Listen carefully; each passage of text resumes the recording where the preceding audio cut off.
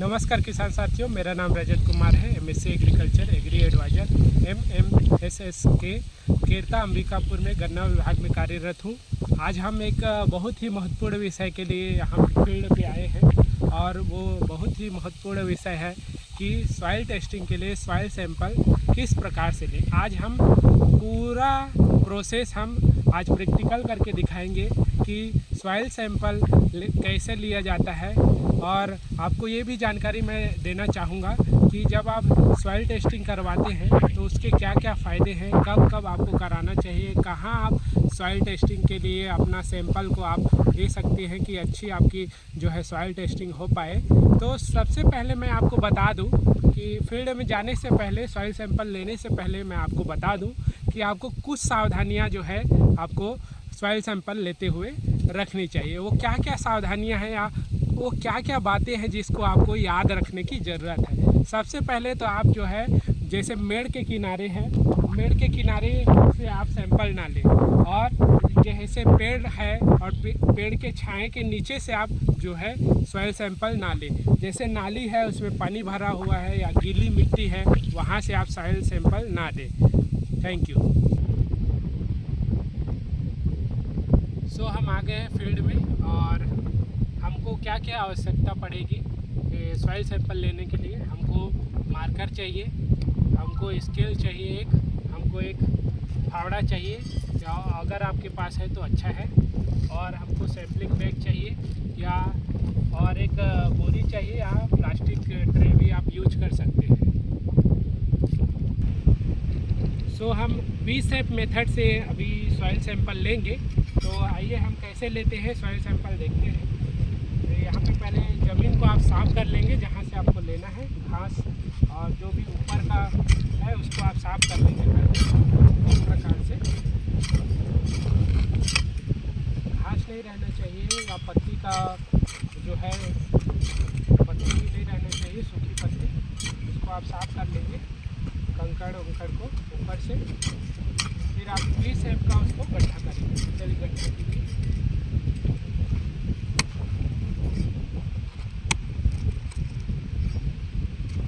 दोनों तरफ से जो है दो दो बार मार के हम V-शेप का गड्ढा लेंगे।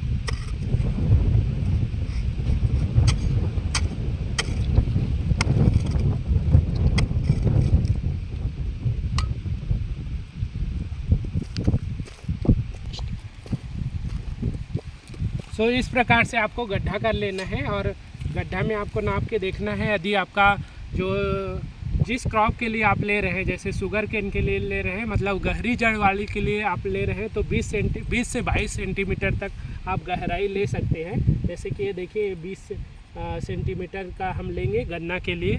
और यदि आप गेहूं के लिए, धान के लिए लेंगे तो आप उसमें 15 सेंटीमीटर तक आप गड्ढा ले सकते हैं।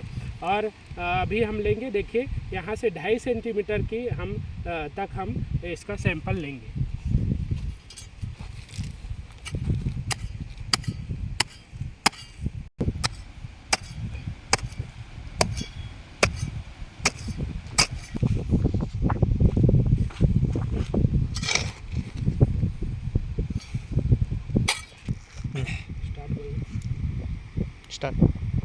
सो ये हमने 8 जगह की मिट्टी, 1 एकड़ से 8 जगह का जो है हमने सैंपल लिया है। 8 स्पॉट से हमने सैंपल लिया है और सभी को हमने ये मिलाएंगे।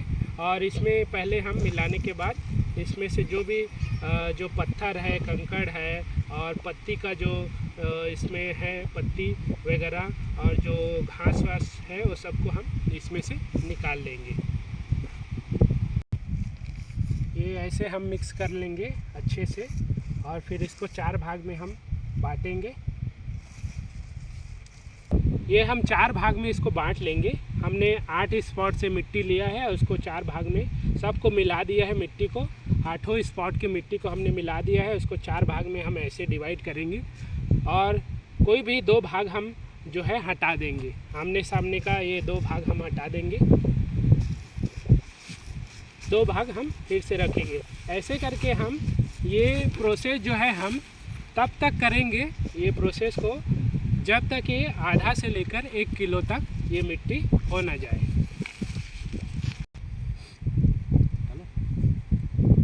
सो इस प्रकार से हम आधा से 1 किलो तक मिट्टी हम इस प्रकार से अलग करने के द्वारा हम जो है इसमें फिर पॉलीथीन बैग में उसको डाल लेंगे। सो इस प्रकार से हम पॉलीथीन बैग में सैंपल आधा से 1 किलो तक ले लेंगे। उसके बाद हमको क्या करना है, इसमें टैग करना है। आप मार्कर से इसमें किसान का नाम लिख सकते हैं और कौन से गांव से है वो लिख सकते हैं। उसके साथ ही आप अंदर में इसके पॉलीथीन के अंदर ऐसे ऐसे टैग आप बना सकते हैं। उसमें किसान का नाम, उसके पिता का नाम, कौन से डेट पे आप सैंपल लिए हैं, किसान का एड्रेस क्या है, ज़मीन का खसरा नंबर क्या है, मोबाइल नंबर क्या है, आधार नंबर क्या है, और पहले कौन सा क्रॉप वो ज़मीन पे लिए थे, और उसके बाद जो आगे वो नए सीजन में वो क्रॉप लेना चाहते हैं, वो सब को आप ऐसे लिख के जो है इसमें कागज़ में फिर अंदर डाल देना है। ये हम टैग हम इसमें डाल देंगे इस प्रकार से।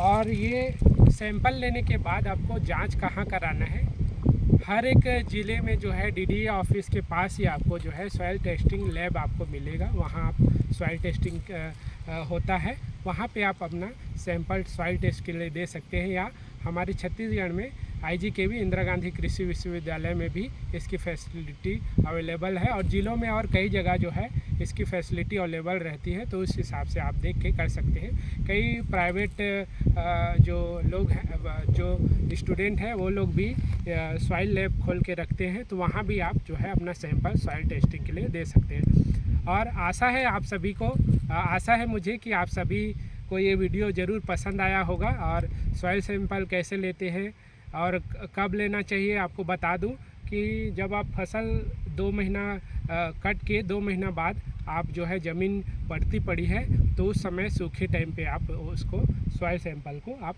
ले सकते हैं। So thank you so much.